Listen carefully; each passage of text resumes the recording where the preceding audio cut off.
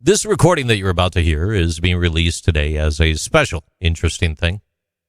This is going to be much longer than the typical 3 to 7 minute interesting thing that you're used to hearing. However, this is an untold story that no one has heard outside of myself, my father, and the gentleman who transferred the tape initially, and my Uncle Brian, who provided me with this specific recording. For years, my father was trying to take this recording and turn this into something more. There was also attempts to reach out to the Harry Chapin Foundation as well as others to share this forward. So if you could, sit back, grab yourself a drink, and prepare to be entertained and enjoy this conversation between Jim Connors and Harry Chapin. Hello, this is Jim Connors, Music Director, WYSL Buffalo. And we're going to have a little conversation with Harry Chapin, artist, gentleman. And Harry, welcome to Buffalo, New York. Thanks for having me up here. I met Harry Chapin in Boston, Massachusetts while working at WMEX Radio. And Harry was working at the time a record called Taxi, which did, according to Elektra Records, roughly 850,000, not getting the city of Chicago or Miami, unfortunately. But it was enough to bring Harry Chapin into the limelight and make people think about themselves, because Harry writes very openly, very honestly about situations, and I think I would let Harry explain Taxi if he cares to what that was about. Yeah, well, it's a song about broken dreams. I try to, as much as I can, get all my songs to be grounded, where the persona, the person in the song, speaks about something he knows about.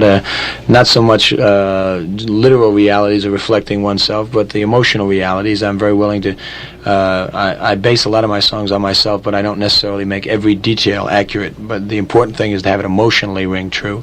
And so Taxi is about 60 or 70% literally true and 100% emotionally true in terms of me. I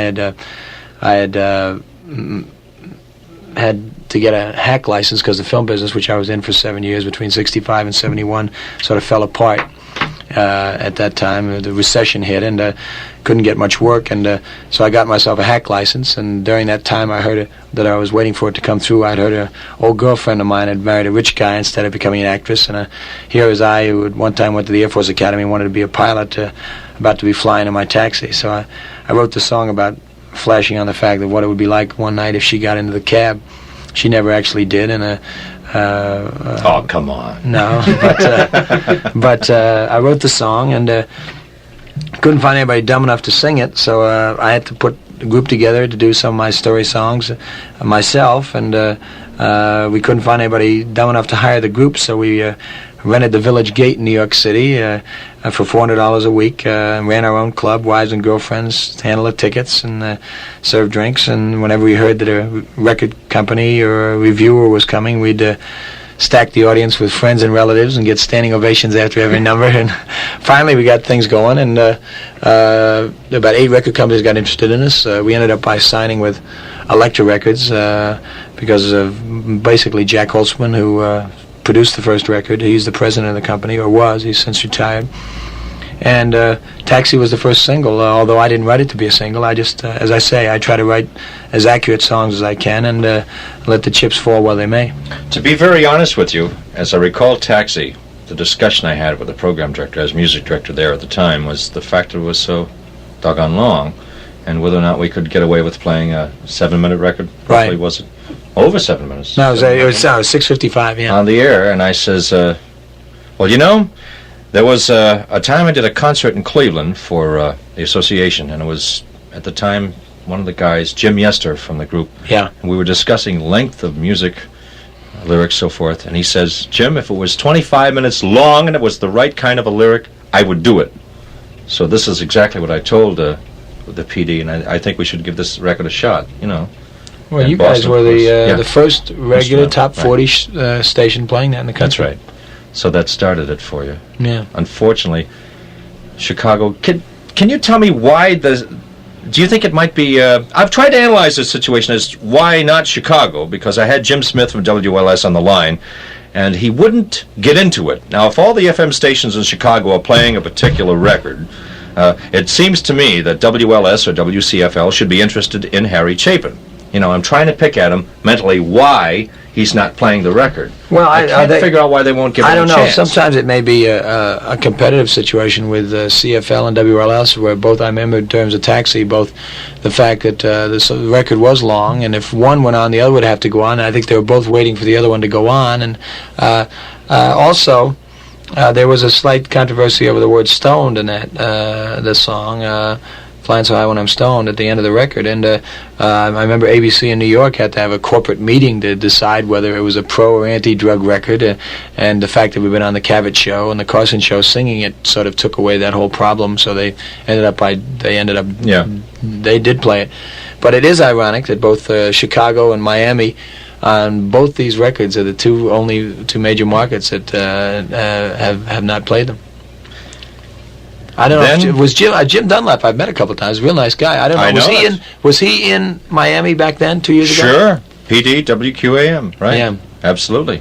And I don't know whether Elektra Records has something to do with it, because there was a problem down there with Jim Morrison and the Doors. Oh yeah. We all know that situation. It can't be anything. I can't think of anything else unless it's something against the record company Jim Morrison itself. was the original streaker, I guess. He sure in hell did. I'll tell you. Then off into the I met the guy who was the DJ that introduced that show. Really? And he said that there was no doubt about that he not only exposed himself, but was quite obscene that particular Harry, you could get away with that in Buffalo now. They're streaking here. Really? Do you think you might do it at a concert in Buffalo? I tell you, we went down south. Streak across stage. Right. Went down south 2 weeks ago and did a concert. We'll turn on Don Burns, I'll tell you that. Yeah. Miami, not Miami. We went to Mississippi, Alabama, and Florida, and boy, streaking's the biggest thing. It's bigger than the Beatles. It's incredible. Everybody. We did a concert. There were about 2,800 people in the concert. And then there were about supposedly 10,000 people on campus. And we went outside, and the other 7,200 people were all out there watching streakers. Really incredible. After Harry left with Taxi, anyway, I think we got to number 1 with the record, 1 or 2. I forgot about Harry Chapin, as a matter of fact, to be very honest with you, until he walked into the studios of WYSL. I don't know when it was, January, somewhere in there, and came in with an album, and friend Horton, who looks like the east end of a horse going west, which is the local promotion man for Elektra Records. He speaks very well of you. And they come downstairs and they made me listen to a record, and Fred says it's got something to do with you. Well, since that remark and the way the record's gone and everything else that's happened with it, the articles in the Buffalo and Chicago paper, I had to sit down and analyze a certain meeting that we had in Boston. And I can remember Harry with his hands across a console, something similar to the one we're speaking on here today, and looking at me when I said a couple of things about, the Osmonds. I think it was the Osmonds concert, where there were some kids who managed to walk over bodies and trying to get to Donny Osmond. What the hell they want to do that for, I don't know. Probably learning how to suck salt, which is all they do in Salt Lake City. Is that where they're from, Salt Lake City? The Osmonds? I don't know. They're Mormons. They're flakies. But anyhow, we were talking about the young kids and hops and some of the different things that are related to you. There were about 4 people in that room. Harry, there was somebody else. I got Tom Allen in my head. Tom was myself, there. Yeah. You, and I'm not sure if it was a guy from Elektra ABC, I think it was, yeah. Greg Kimmelman, or somebody that was from I think it was Greg, yeah. I related to that. I can relate to that. I can relate to my hairdo at the time, thanks to the girl I'm going to marry from South Buffalo. She's changed my hairdo, because at the time it was a greaser, and you could see all kinds of little problems on my head. Fortunately, not at the other end of my body. She got the part that talks. And what else can I relate to? The other problems, the personal problems, but to come out on the record. Harry likes to sing about people. I will have to relate to another artist on this particular note, Paul Williams, who I spent a couple of hours with. And Paul went through a bad marriage, and we sat and talked about the honesty in lyrics and the fact that that's what people accept. If you want to fool around with some gimmicks and sounds, okay. It may hurt you when you get on stage and you can't do the same damn thing you did on a record. But right. If you're very open and honest with people, like Nilsson's Without You, or in the case of Paul Williams, Waking Up Alone, I Won't Last a Day Without You. I mean, that's honesty in writing, and that's what Harry does.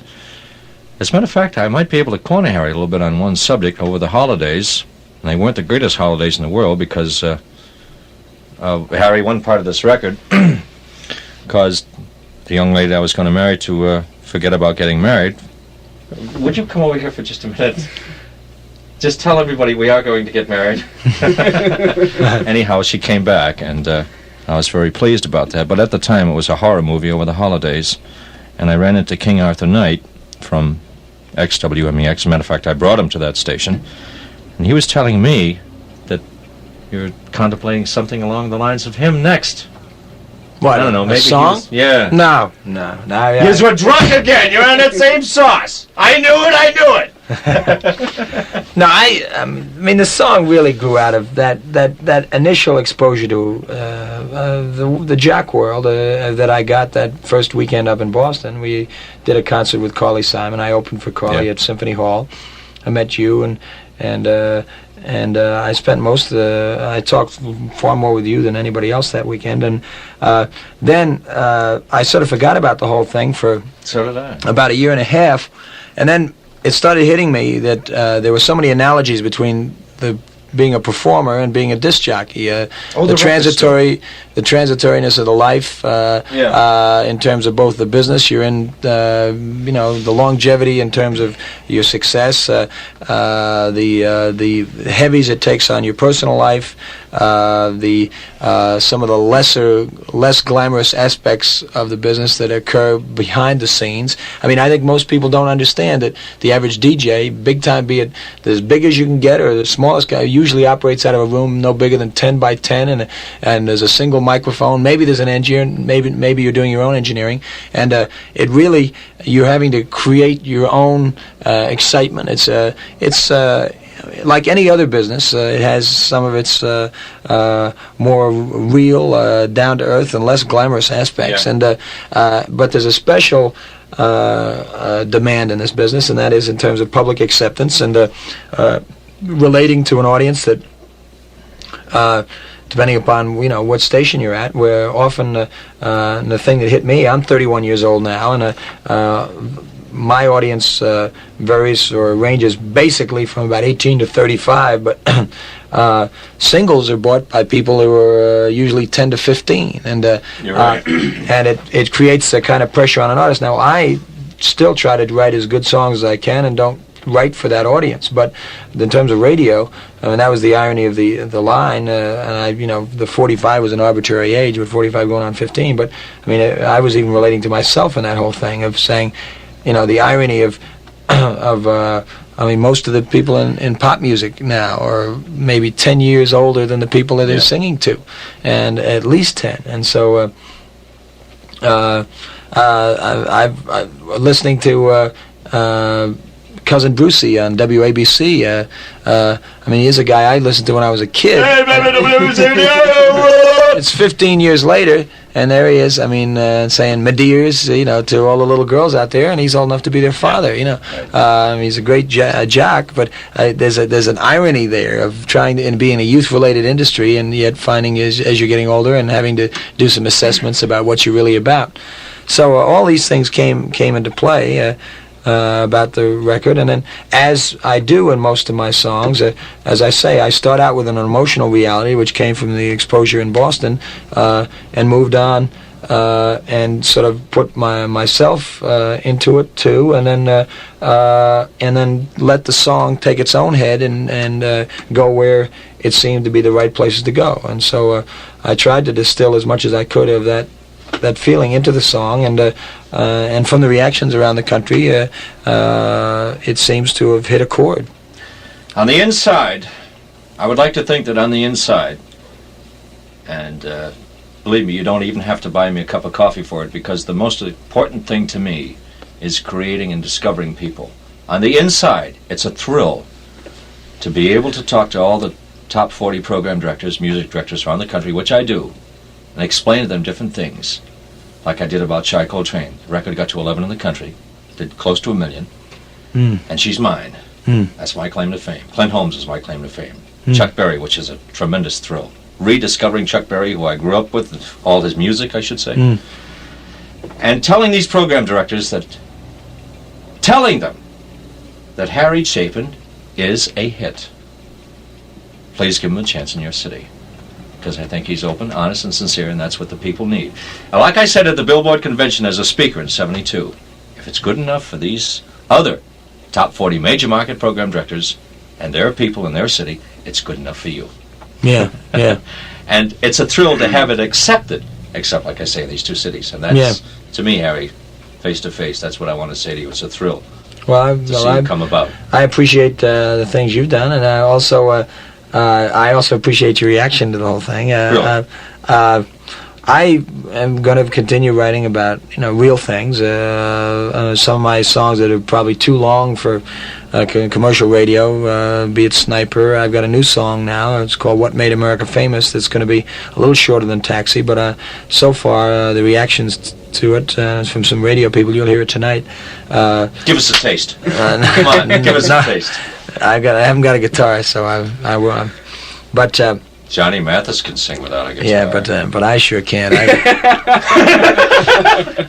I sound like a frog anyway. I got some guy calling up here in the morning, Harry, and he makes the whole day because he's kind of flaky. He says, "Would you play Johnny Mathis?" I said, "Look, it's Johnny Mathis." Mathis? I said, "It's Mathis, for God's sakes!" Yeah. So the key is, see, I'm not.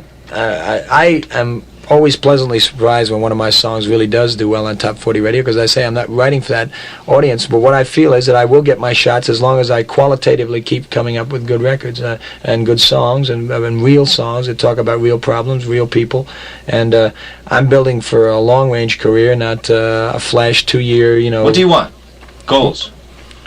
Well, I tell you, I'd put it very simply. I'd like to be to American music and thought what Jacques Brel is to France, in the sense that Jacques Brel sort of stands for something. He seems to capture the tonality of some of the real beautiful and less beautiful aspects of what France is.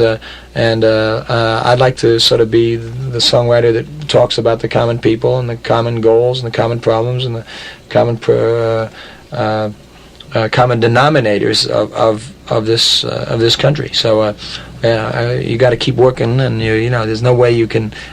It's not a commercial goal. It means it's creating a tonality, a life work, a body of music that seems to relate in the long run to an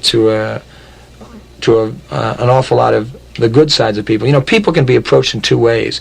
An audience can be either a mob or a collection of individuals who can function in a positive way.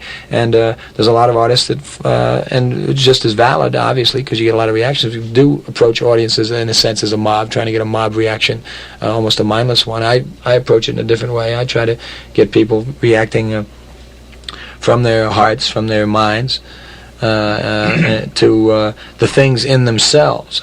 Hopefully my music can be bigger than I am and reach out to an awful lot of people. That's what. So then somebody else records it and you get a little check from Japan for $6 every month, you mean? No, I don't have to worry about that. Thank God I've got between a couple of... Yokomiki Dikibawa just recorded Taxi! Whee!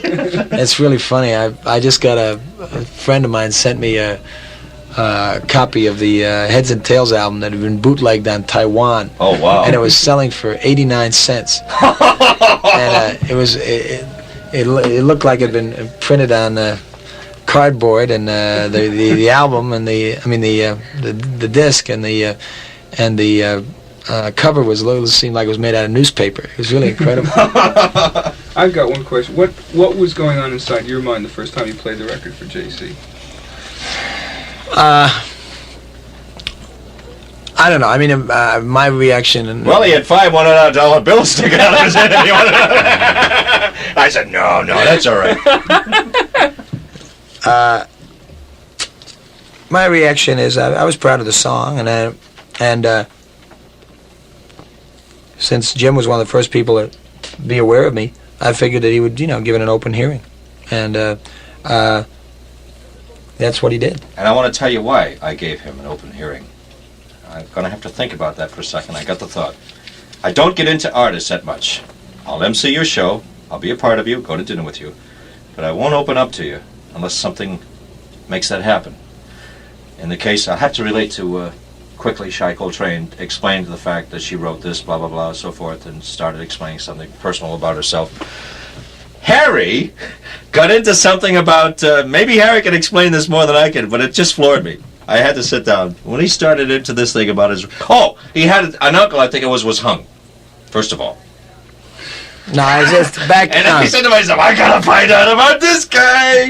No, I was back, up in Boston. The only two famous members of my family from the past were from around that area. One guy was Deacon Samuel Chapin, who founded Springfield, Massachusetts around 1640. And the other guy was the first guy to be executed for incest in Massachusetts history. So I was telling him this. Well, he was asking me if I'd ever been up around Boston. I was saying, and I was saying, well, my whole family's from up around that area, even though I grew up in New York City. And so I was just telling him my background. So, and then I started telling him about the song I had on my first album called Dogtown, which is sort of subtly intimates a relationship of animal husbandry. And anyway, so we just got kidding around, things like that. And I don't know, did you come to that first concert at the Symphony Hall? No, I with didn't. Carly? Yeah. I had to get home. So anyway, I mean, at least at that point, Jim got... when I heard they were mixing pills with Costa del Sol, I says, I'm going home! I had something better.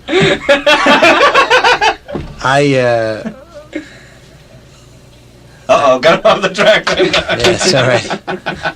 Take it where it goes. Oh, boy. What was your reaction the first time you heard it? WOLD? First reaction, thoughts of business. The record store, that's part of it again. I've always wanted to have a record store. Matter of fact, Harry, when we get old, why don't we make that a goal? Start a record store. Man, I can really hustle them damn things. Especially the ones that say not for sale. Are you kidding me? I've seen you. Are you kidding me? I got one going in South Buffalo right now. Hell. No, we don't. But, gee. Somber thoughts at the moment. The people down in... I really don't want to get into it very much, but the people down in the area that I worked at for 9 years took some cracks on the air, and I couldn't do anything about it. I guess, Harry, Where was this, in Buffalo, in Boston? Down in Erie. Oh. And what? X Some called up jocks? a couple of times and wanted to get the record off the air, and I couldn't do anything about that. I said, hey, listen, the jocks down there were playing it, saying smart remarks. Oh. So that's the only thing I can relate to as an effect of it. Having Harry Chapin discovered is an accomplishment, and that's been a goal. If whatever he does from here makes him a million seller, I'll be the happiest man in the whole world, because I'll have had something to do with it. Like I said, Chuck Berry, it's a tremendous thrill. Imagine growing up with rock and roll music, Johnny B. Good, Sweet Little 16. The guy fades out, went to jail, as a matter of fact, took a girl across the border, what have you. Came back again in the 60s, 64, 65, faded out again. Came back with a record called Ding-a-Ling. I wind up the first music director in the world to play the goddamn song, right? To expose the record and market 6 around the country. I got gold for that. If I wasn't a music director, as a matter of fact, I could have gone to England and shared the joy with the company, but of course that'd be a confliction. We did, however, do something else, which I won't get into, but no, but really, it was a tremendous thrill to rediscover a great star like Chuck Berry. I mean, it's a thrill to me. Now we'll look ahead to other goals as far as I'm concerned, and I hope, Harry, that you sincerely, I hope that you make it. Well, I'm just chugging, writing as good as I can. We'll see where it goes. How many other jocks around the country were open to the music as JC was? Well, I mean, on WOLD, I think almost all jocks reacted favorably to it. The only one area where there was, I don't know what happened in Chicago and Miami, but I know one major guy in Milwaukee felt that it was denigrating to jocks, but no other jock has ever felt that way. It was the only guy, so that was the exception to prove the rule. I mean, most of them felt there was a serious treatment about, and they saw a lot of themselves in it. Gavin and a lot of the sheets did editorials about it. Jim did some stuff in his thing. The Think Sheet, 6 most read trade in the country. Yeah. It gave everybody a chance to start talking about long-range goals, assessing what the disc jockey life is like, and so. I got to correct you on one note. We do not ride horses with records in our hands. We are not disc jockeys. We are radio personalities. Thank you. Okay. So. I would say in general the reaction has been very good. As a matter of fact, it almost worked as a counter problem because they felt that it was too much of an in-industry record, that it was something that would only appeal to jocks and music directors and program directors, and but then when they found out the places that they did play it at the beginning, that there was strong reaction, and so strong phones. It has the sort of same pattern as Taxi, where it was played, there was since it sounded different from anything else on the radio at the time, there was a fair amount of interest in terms of people calling up and asking about it. Harry, there's an epilogue. Just one epilogue I'd like to touch on shortly, for a short amount of time. That is that Buffalo, New York is, it's been a horror movie, as a matter of fact. The only reason I'm back here, or came back here, was to take care of X problems they're taken care of. In the interim period, I ran into a girl, and we got to know each other, and we split 2 or 3 times, as a matter of fact. And it was just a number of different times where I wanted to get out of this damn city and go back home so bad, and again, the people of Buffalo have started to accept me and change my thoughts on that. And this young lady, Kathy Marinaccio, has decided this time that we're going to be husband and wife. And the epilogue to the whole thing is that I am very, very happy. And I have not been very happy. It's been a goddamn horror movie, let me tell you, this whole business in the last 3 years between Boston and here. Yeah. But there ain't going to be no more freaking horror movies. Well, that's the thing about life is it keeps shoving you in interesting places, and a lot of my songs are about having a positive reaction to negative stimuli. In other words, I don't write that many happy songs per se because it's not the most interesting times in life. The most interesting times in life are, to say it a different way, when things are going great, you don't really need other people. But when things are going badly, it's the time you do need other people. And those are the times when hopefully you can change negative momentum into positive momentum. It's happened to me a lot of times in my life, and it's nice to know that it happens in other people's lives. To show you how bad it is now, how much I love this girl, who's in this very room, she's afraid to say something, is the fact that last night you're performing in Buffalo at a place called Bishop Newman High School while you're here.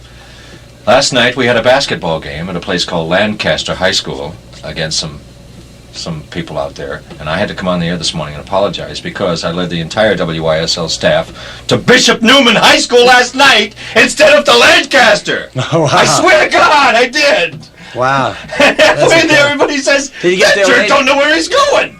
That's great. And we got into 5 fights because of it. I says, Kathy, I can't figure out how come you're almost 21 years old, you don't know where your way around Buffalo. And she says to me, I can't figure out why you don't have any direction. Well, so what? Did you win or lose last night? The game come out in a tie, and I got there a minute and a half before the game ended and shot my weapon. I have a little gimmicks, and I shot my gun off. Oh.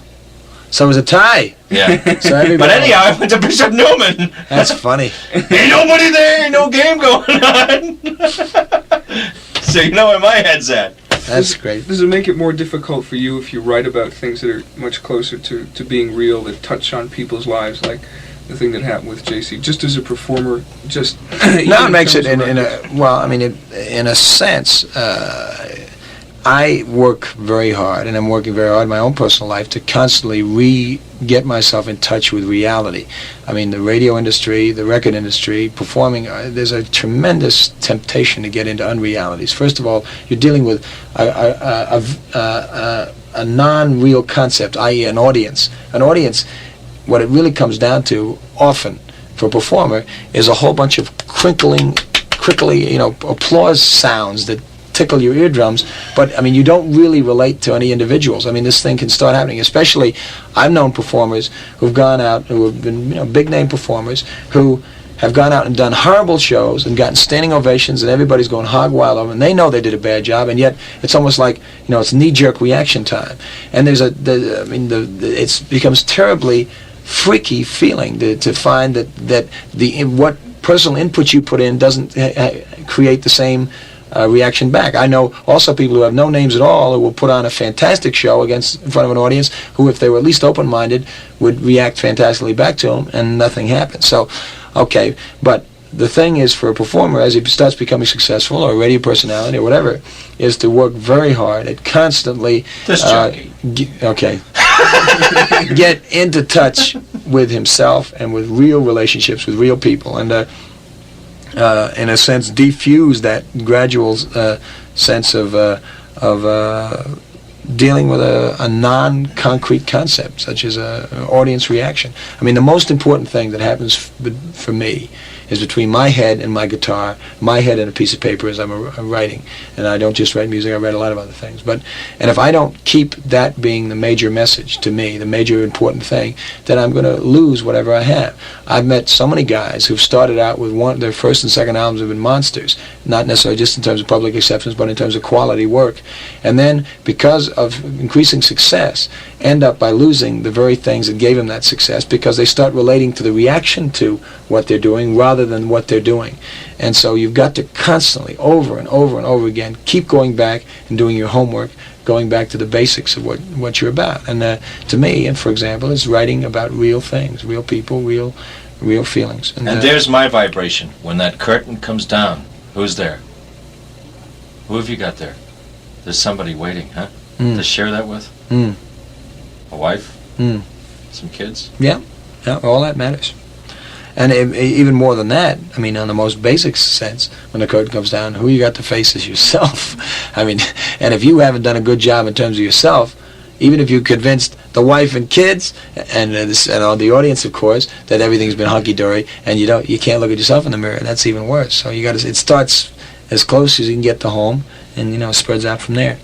So, I mean, the constant job of any human being is it's a simplistic truism, but to be as much in touch with what you are as possible, and try to have an open communication with yourself before you can even hope to have it with other people.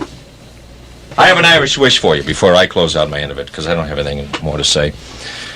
Harry Chapin, may the wind always be at your back, and the road rise before you, and the dust from your carriages continue to blind your enemies, and may you be in heaven 5 minutes before the devil finds out you are dead. Thank you, J.C. These are Interesting Things with J.C.